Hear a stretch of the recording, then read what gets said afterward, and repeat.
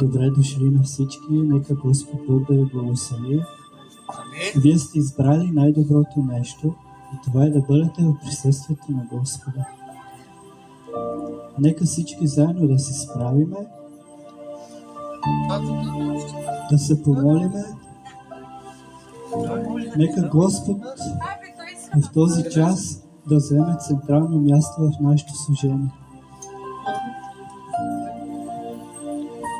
Ще помоля брат Севдалин да се помоли за службата.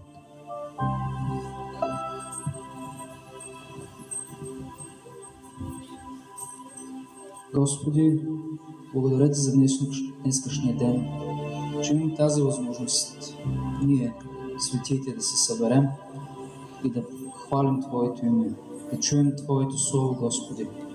Моля Те, Господи, помажи служението днес. Докосни сърцата на всеки един, който е тук. Нека бъдем в Твоята почивка, Господи. През изминалата седмица всеки може да изминал през трудности, ежедневни проблеми. Господи, нуждаем се от Твоята помощ и от Твоето утешение, Господи. Нека бъдем в Твоята почивка. Господи, днес ние отдаваме хваление към Теб. Докосни всяко едно сърце. Нека бъдем в Твоето присъствие, Господи. Благодаря Ти. Нека пеем.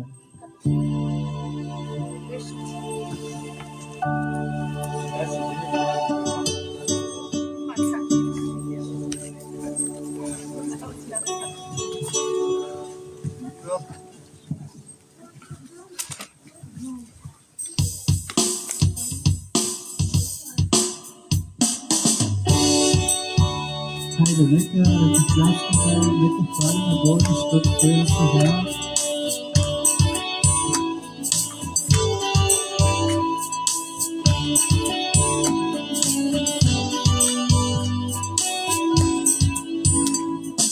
Боже мой, обичаш ме и вътре в сърцето Ти живея. И толкова добър, и толкова верен си към мен. Боже мой, обичаш ме и вътре в сърцето Ти живея. И толкова добър, и толкова верен си към мен. Ти винаги си бил за мен отворена врата и чакаш ме да мина през нея. Сърцето ми, душата ми, обичам Те сега. Обичам Те, Исус, за Те в нея. Ти винаги си бил за мен отворена врата и чакаш ме да мина през нея. Сърцето ми, душата ми, обичам Те сега. Обичам Те, Исус, за Те в нея. В нея за Те.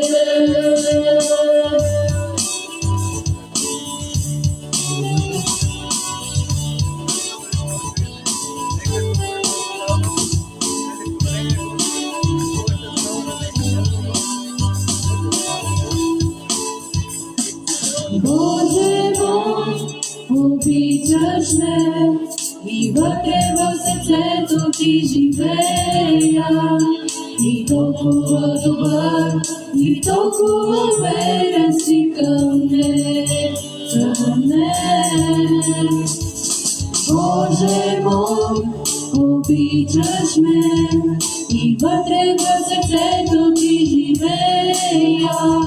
И толкова добър, и толкова верен си към мен. Ти винаги си бил за мен отворена врата и чакаш ме да мина през нея. Сърцето ми, душата ми, обичам Те сега. Обичам Те, Исус, за Те в нея. Ти винаги си бил за мен отворена врата и чакаше да мина през нея. Сърцето ми, душата ми, обичам те сега. Обичам те, Исуса, те в нея. В нея за те.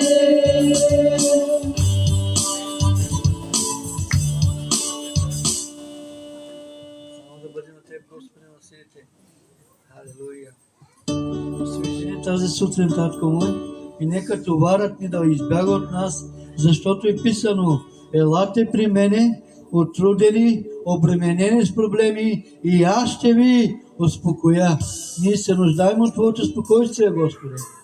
Нуждаем се от Теб, Исусе, и аз вярвам, че помазанието Ти, Духът Ти, Господи, е тук на това място и взима от нас тежестта, Господи, на света, който носим, Татко му небесен.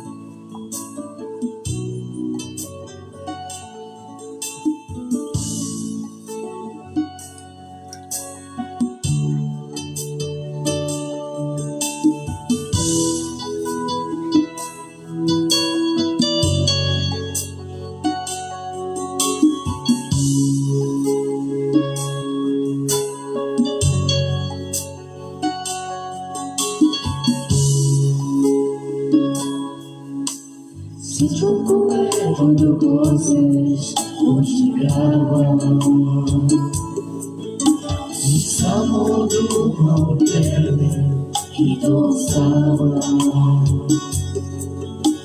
Само да Те докосна, само да Те погледна, аз се променям.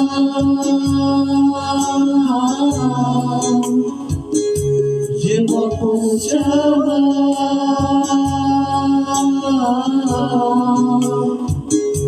когато Те хваля и се покланя.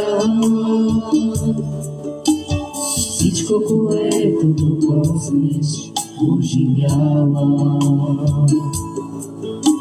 И само дума от Тебе и то става. Само да Те докосна, само да Те погледна, аз се променям.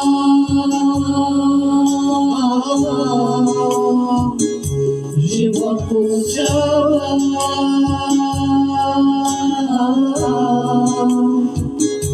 когато Те хваля и се покланя.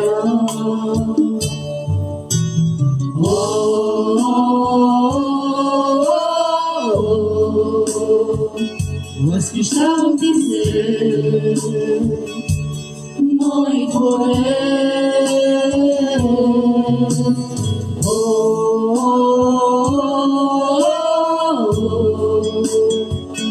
Възхищавам Ти се, мой Творец.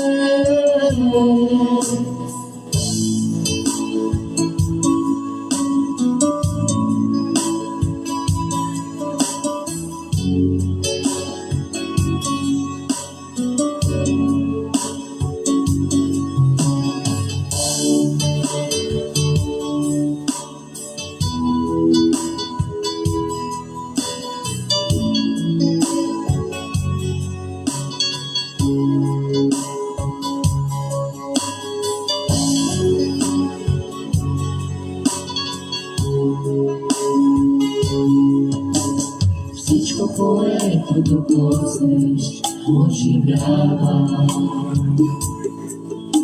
И само дума от Тебе и то става.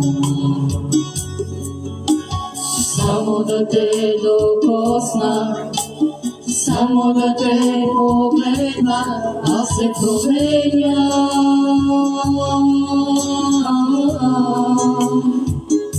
Живот получава,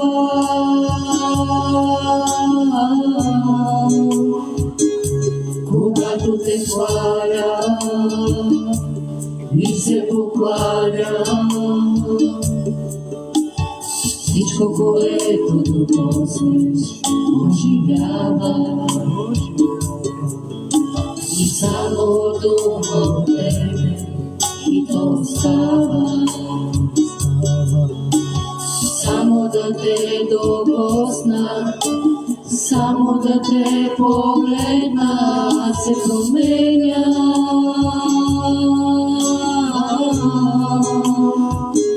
Живот получава.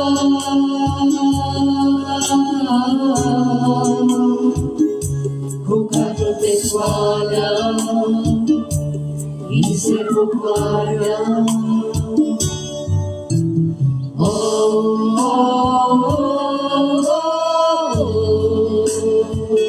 Възхищавам ти се, мой Творец.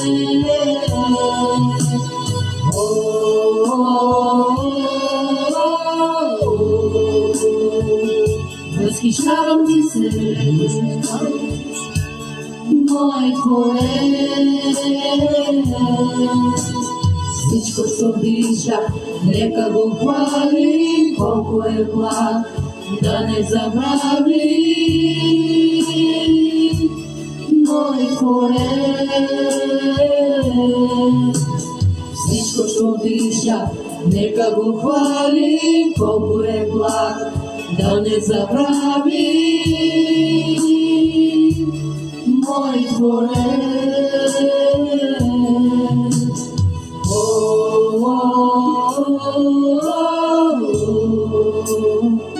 Възхищавам ти се, мой Творец.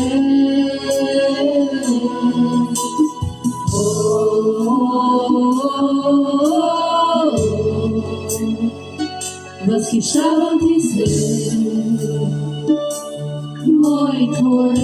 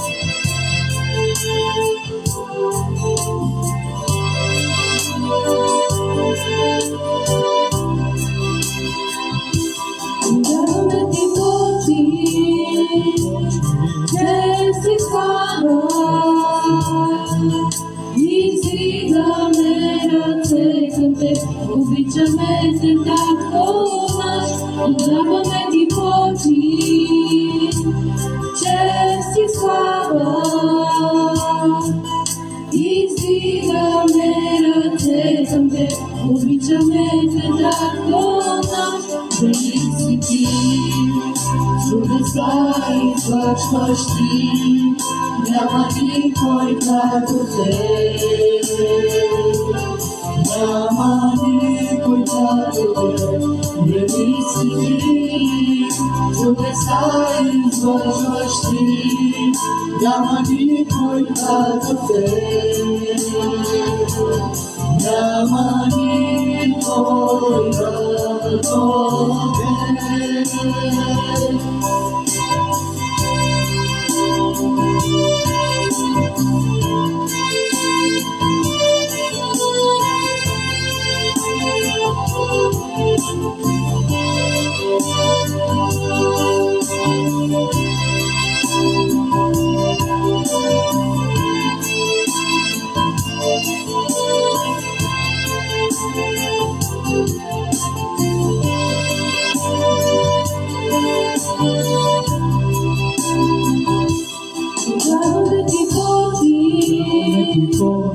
Чест и слава, издигаме ръце към теб, обичаме те като наш, отдаваме ти почит, Чест и слава, и вдигаме ръце към Теб, обичаме Те, като наш. Велик си ти, чудеса извършваш ти, няма никой като Теб. Няма никой като Теб, велик си ти, чудеса извършваш ти, няма никой като Теб. Няма никой като Теб.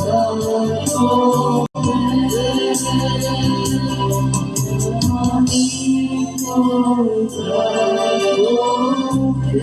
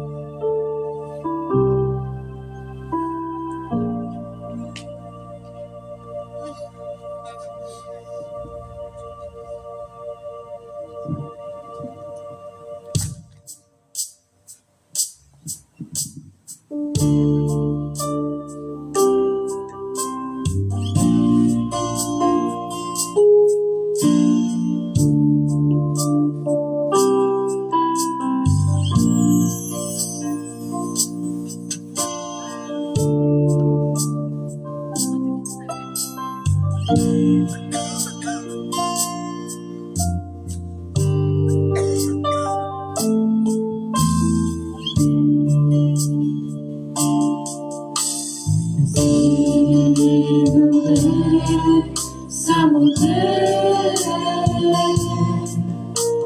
издигам Те, само Те, издигам Те, само Те, издигам Те, само Те. За любовта Ти, която показваш всеки ден към мен, за милостта Ти, която показваш всеки ден към мен, за любовта Ти, която показваш всеки ден към мен, за милостта Ти, която показваш всеки ден към мен. Благодаря Ти, благодаря Ти, благодаря Ти, благодаря Ти.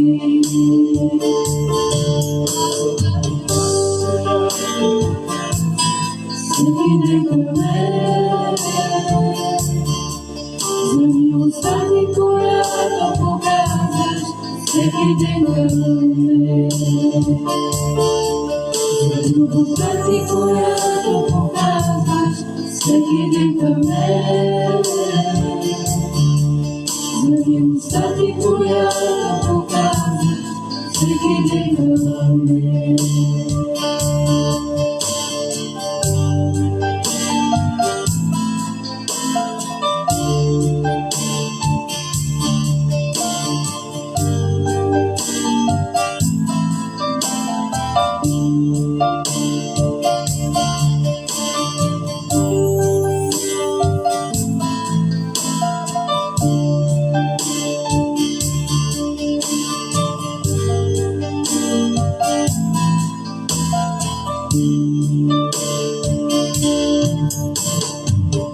Господи, запали Сърцето ми, Господи, запали душата ми, Господи, запали сърцето ми, ще Те хваля.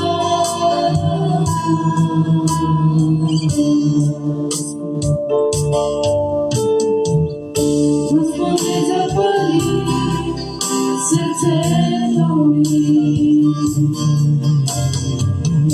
Господи, запали душата ми, ще те хваля.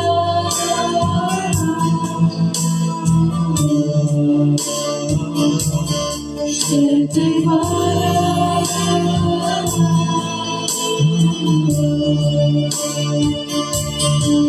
За любовта ти, която показваш всеки ден към мен,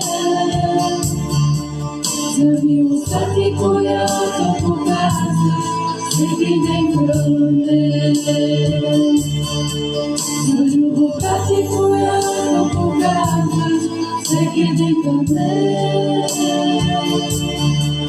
за милостта ти, която показваш всеки ден към мен.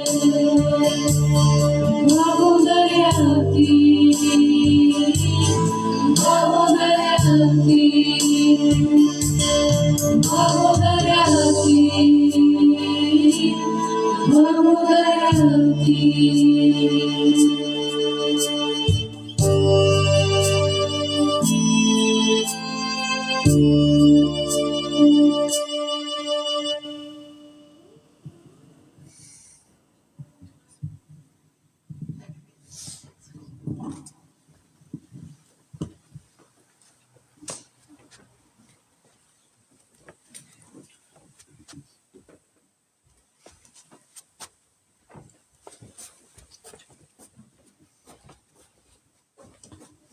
Халелуя! Отново Господ Бог нека да ви благослови. Може да седнете.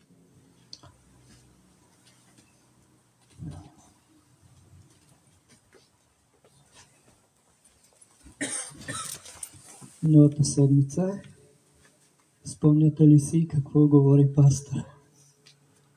А сега да. Пасторе, какво беше говорил? Вие трябва да знаете. Борбата между духа и плътта. Да,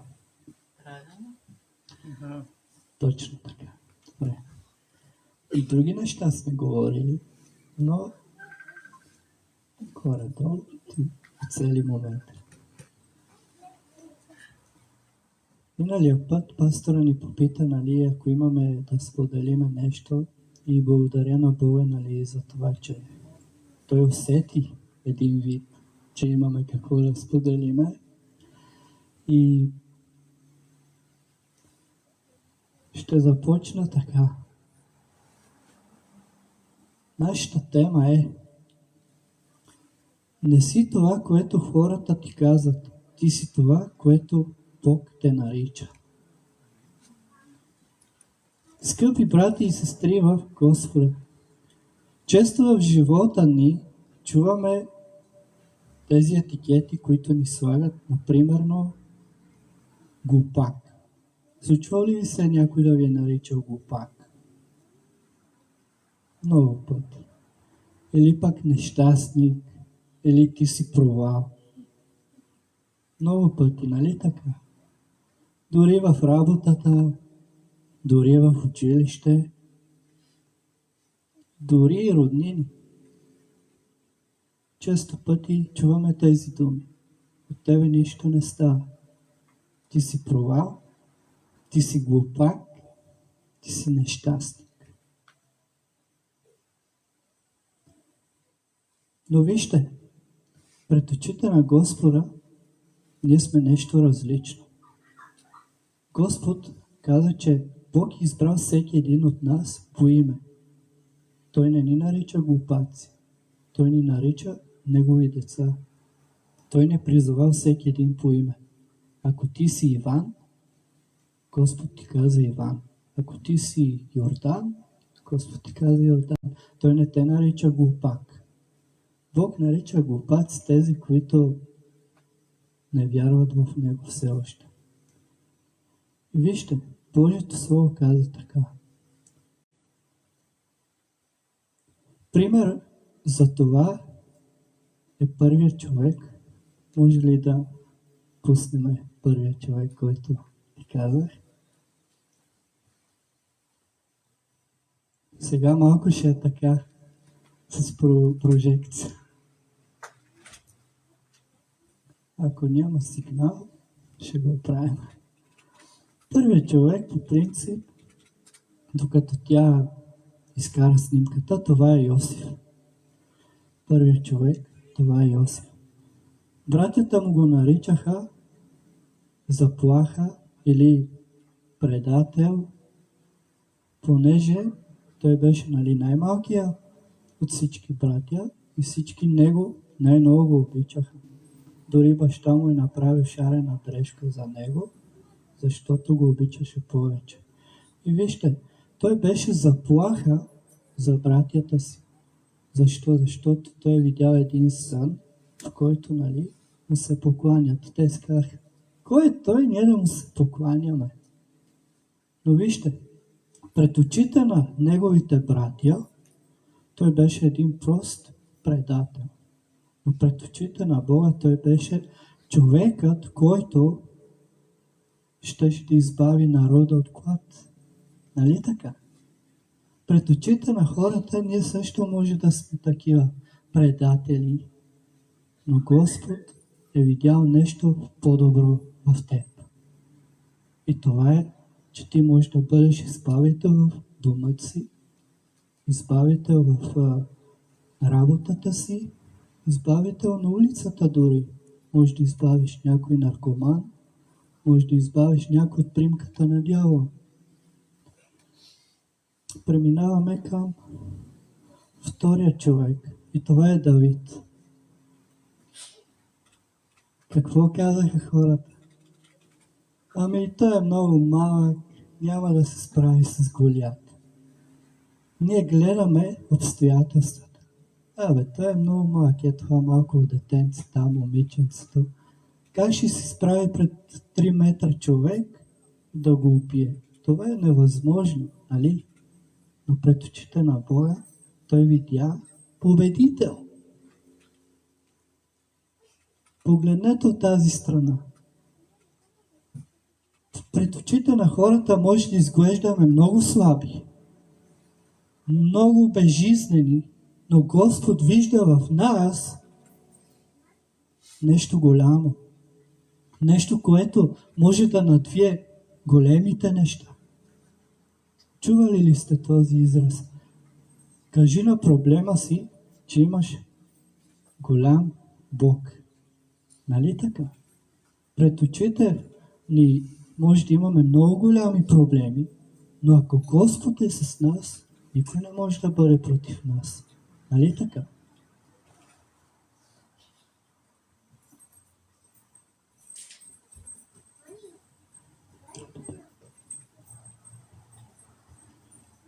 Преминаваме към третия човек. И това е Гедеон. Много съжалявам, че не може да покажа снимки. Добре, Гедеон.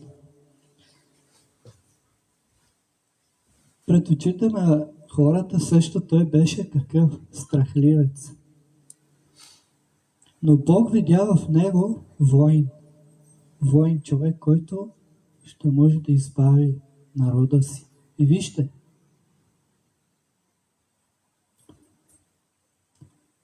пред очите на хората той може би се чувстваше недостоен, но пред очите на Господа той беше точният човек. С 300 души той побеждава цяла армия. Възможно ли е според вас това? Но пред очите на Господа е възможно. Пред нас може да дойдат много различни проблеми. Може да имаме 1000 проблеми. Но ако ти застанеш като воин за семейството си, за децата си, за приятелите си, дявола ще бяга с 300 000 км от теб. Защо? Ти може да си един, те може да видят пред тебе един човек, но 1000 армии от ангели стоят за теб и те пазят. Ако ти застанеш пред Бога като воин, нищо няма да те победи. Но ако ние сме отчаяни и оставяме на обстоятелствата да ни владеят, ще дойде злото и ще ни завладее. Но вижте, ние сме тези, които трябва да воюваме. Бог видя в него войн. Буквално той победи 1000 души с 300 човека. Буквално. А говориме и за духовни неща. Петия човек, това е Петър. Хората какво видяха в него? Страхливец, предател. Също. Но вижте, от неговите проповеди, колко 1000 души бяха покаяни, пасторе? Мене ли питаш? Да. Сега вече и аз мога да те питам. Вие трябва да отговаряте. 3000 души. 3000 души дойдоха на покаяние чрез Петър, страхливеца, предателя, който предаде Исус. Нали? Пред очите на хората той беше този, който разпъна Христос. Но вижте, след това Бог видя в този страхливец, в този предател, човек, който ще доведе 3000 души на покаяние. Днес ти с този човек. Днес ти може да си Петър. Може би си недостоен, но Бог видя в тебе нещо много по-ценно. И това е да доведеш души на покаяние. Божието Слово каза, че един човек възвърнал човек от лошия му път, много грехове ще му се простят. Петър е покаял 3000 човека. Представете ли си колко грехове му бяха покрити? А ние говорим тук само за един човек.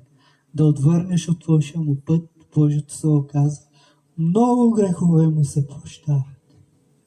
Ние всички тук трябва да правим това, да доведеме души на покаяние. В работата си говорете за Бога.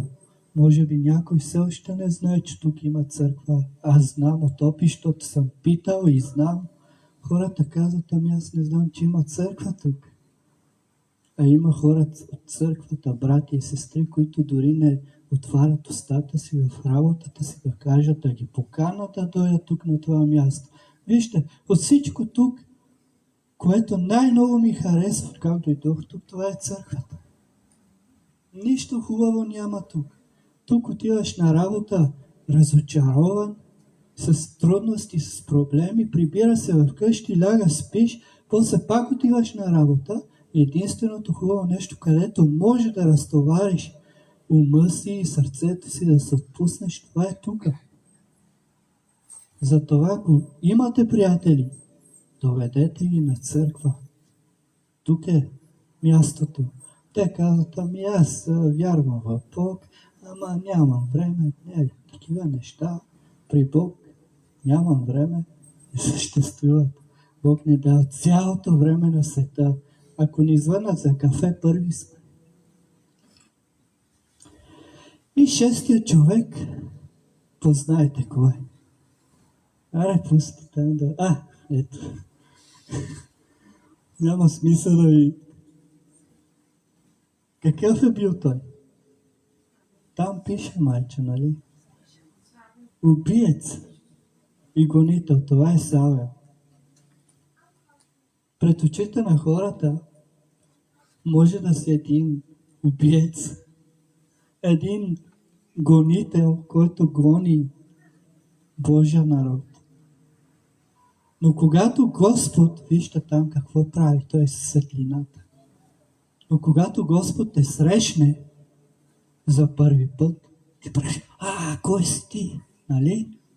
Същото направи той.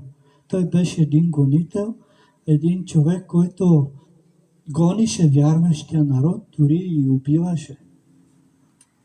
Но когато Бог те срещне, той те среща веднъж и завинаги. Ти може да си бил най-силният човек, който пред никого не се отпуска, пред никого не се е дал. И изведнъж, когато Господ те срещне, ти нямаш да ги избърпадаш на земята и казваш, кой си ти, Господи? Господ иде и ти казва, Аз съм този, когото ти гониш. Спрете да гоните Господа. Когато Бог идва в живота ни, ние не трябва да го гоним. Ние трябва да го оставим, както Той направи след това в живота си. Да променим изцяло живота си, за да може Господ да бъде владетел на живота ни.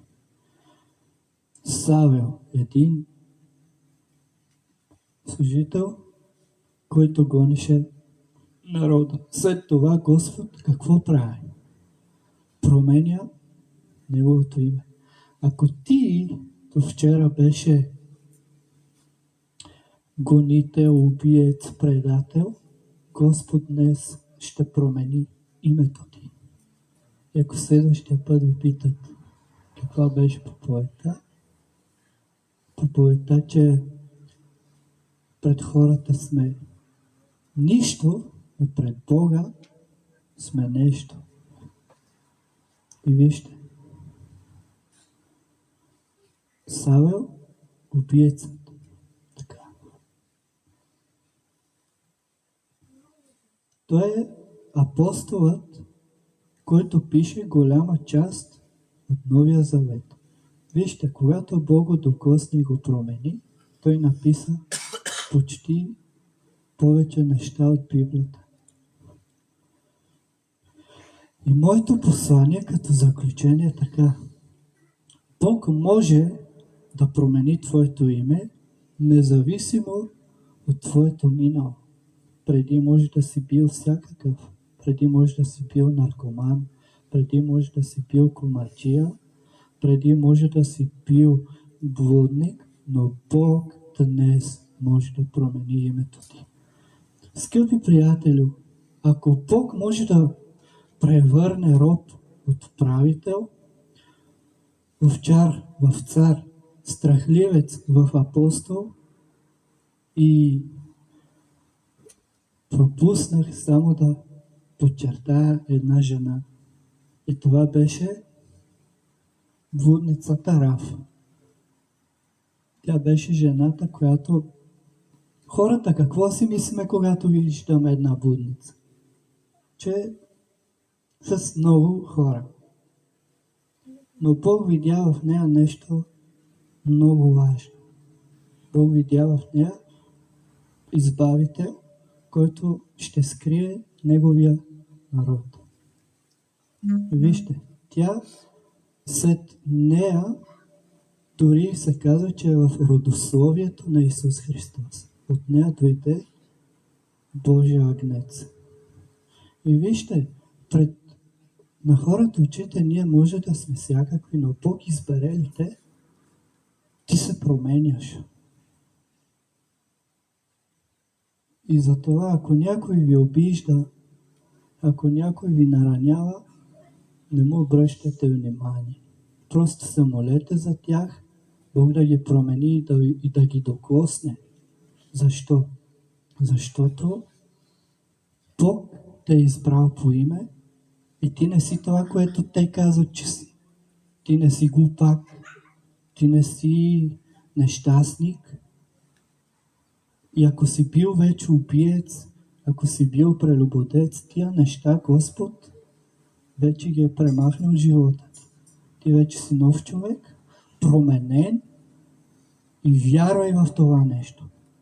И ако някой ти казва, ама ти си бил такъв, сега ми се правиш на вярващ, не го приемай. Ти приеми, че си вече нов човек, ново създание. Бог ти е дал нова идентичност и ти си Негово дете. В училище, казвам и за децата, не слушайте тези, които ви се подиграват, но кажете, че Господ е по-силен от тях. И че щом Господ е с вас, никой не може да е против вас. Бъдете благословени, и ако пастора има нещо да каже, и след това, или първо накато продължи темата. Не рискувай да ми дадеш, защото той няма да може да говори. Хайде, първо нека той да.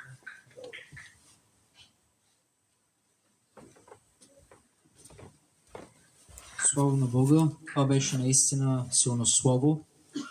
И урокът, който може да се вземете от днес е, че каквито и етикети да ви сложат, вие трябва да знаете кои сте пред Бога. То ние като хора обичаме да се слагаме някакви етикети. Този е българин, този турчин, англичанин, менеджер, то овчарен, то, както каза брат, глупак, може да ви обиждат, или този е най-големия. Но тези етикети нямат значение, както и да ви наричат, когато вие знаете кои сте пред Бога. Когато някой ви обиди, обаче вие знаете кои сте, коя е вашата идентичност пред Бога. Вие няма да ги взимате на сериозно. И е много важно да разберете кои сте пред Бога. Искам да се върна за примера с Давид, обаче историята, когато избират кой да бъде царят на Израел. Казано е, че Бог ще се намери мъж по сърцето си и ще заповяда да бъде вожд на народа му. За да стане това нещо, Бог изпрати свой пророк на име Самуил и той отива в това семейство на Давид при баща му. Те го очакват този пророк, за да видят кой от синовете ще бъде царят на Израел. И пророкът отива и вижда първородният син на име Елияв. Знаем, че в еврейските обичаи винаги първородният син взима наследството и продължава линията на народа. И той е най-благословен. И когато пророкът Божий го вижда Елияв като висок, силен воин, като бъдещия цар, казва, той е помазаният. Обаче, когато си мисли, че той е помазан, нека дадем и пример от днеска. Когато видим някой пастор с костюм, може да си кажем, този пастор е много помазан. Или пастор облечен с обикновени дрехи, може да си кажем, този пастор е помазан, не се интересува от материалното.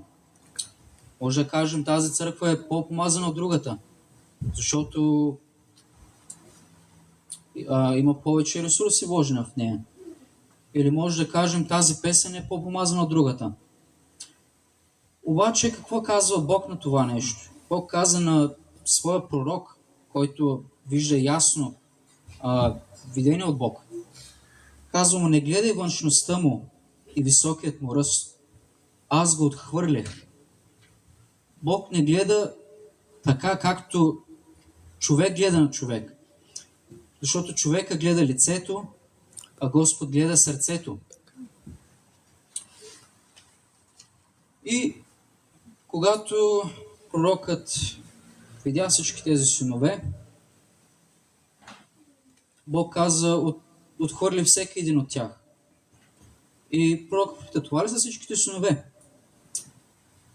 И бащата каза, не, най-малкият отиде да пасе овцете. Бащата дори не си е помислил да извика най-малкия син, защото си мисля, че няма да е той не заслужава да бъде тук, няма смисъл. За какво? Да ходи поне да свърши работа, да пасе овцете.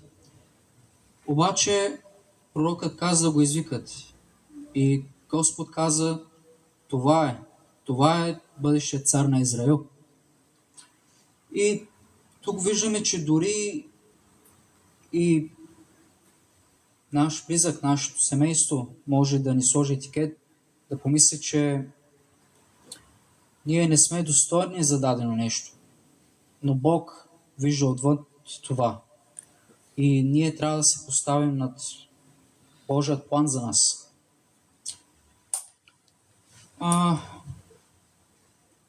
Братът ви даде толкова много примери с как хората може да говорят за други хора и да се покаже, че Бог има различен план за тези хора. Но също така искам да допълня, че и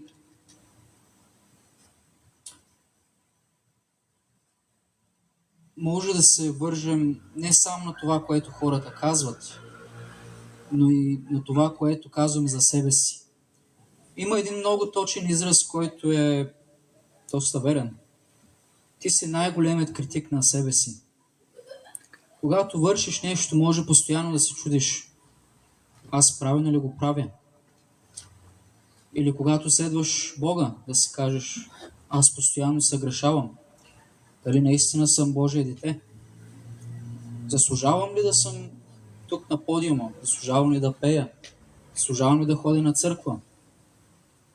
Има доста брати и сестри, с които съм разговарял, и те са излагали от противника. Казват си: аз съм грешен и заслужавам да ходя на църква и за това не отивам. Но какво Бог казва за нас? Тук е много важно да запомним, че пред Него писано е за нас. А на всички, които го приеха, даде права да станат Божии чеда. Да, ние ще продължим да се грешаваме, но нашата идентичност, начинът, по който гледа Бог към нас, е като Негови деца. Също така е писано, че ние сме възлюбени от Бога, че ние сме ново създание, че не сме осъдени, но напротив, ние сме победители, защото всичко това, което преодоляваме, ние го правим чрез Бога. И затова призивът ми е: търсете и слушайте това, което Бог има за вас като за план. И не ходете така смутени, когато някой ви обиди, защото вие сте царски деца. Амин. Амин.